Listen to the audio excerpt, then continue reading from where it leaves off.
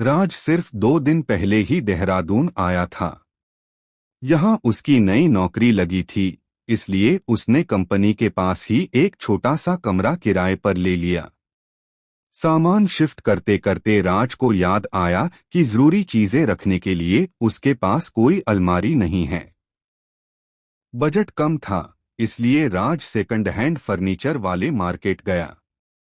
एक दुकान पर उसने कई अलमारियां देखीं, पर तभी उसकी नजर एक पुरानी, बड़ी और मजबूत अलमारी पर टिक गई।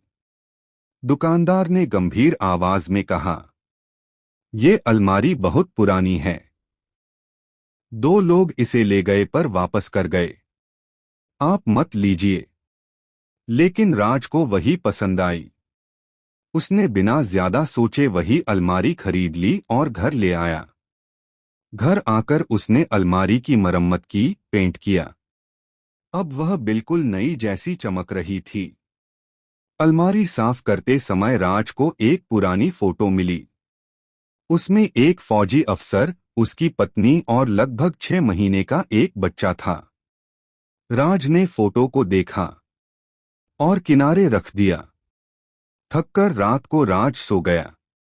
करीब 2 बजे रात में उसकी नींद एक बच्चे के तेज रोने की आवाज से खुल गई। आवाज उसी कमरे से आ रही थी जहां अलमारी रखी थी। डरते हुए राज ने देखा, दरवाजे के नीचे से रोशनी बाहर आ रही थी। वह धीरे से आगे बढ़ा और कमरे में झांका। अंदर वही औरत थी जो फोटो में दिखाई दी थी। उसकी गोद में वही रोता हुआ बच्चा था। वह बार बार कपड़े तह कर रही थी, फिर उन्हें बिगाड़ देती, फिर से तह करती। शायद उस औरत का मानसिक संतुलन ठीक नहीं लग रहा था।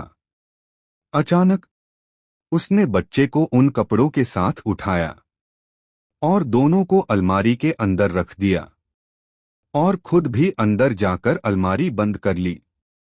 राज डर के मारे चिल्लाया, "रुको!"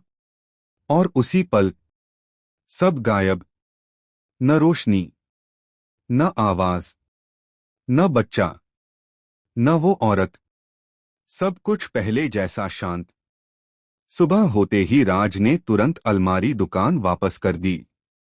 उसे लगा अब सब ठीक हो जाएगा, पर उसने गलती कर दी थी, क्योंकि दूसरी रात जैसे ही राज कमरे में आया, उसके पैरों तले जमीन खिसक गई।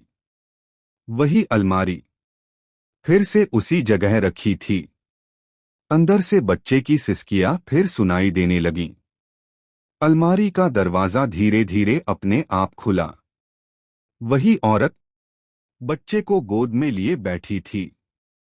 इस बार उसकी नजरें सीधी राज पर थीं और उसके होठों पर एक डरावनी, पागल सी मुस्कान थी, जैसे कह रही हो, "हम कहीं नहीं जाएंगे। अब ये अलमारी तुम्हारी नहीं, तुम हमारे हो।" राज का खून जम गया।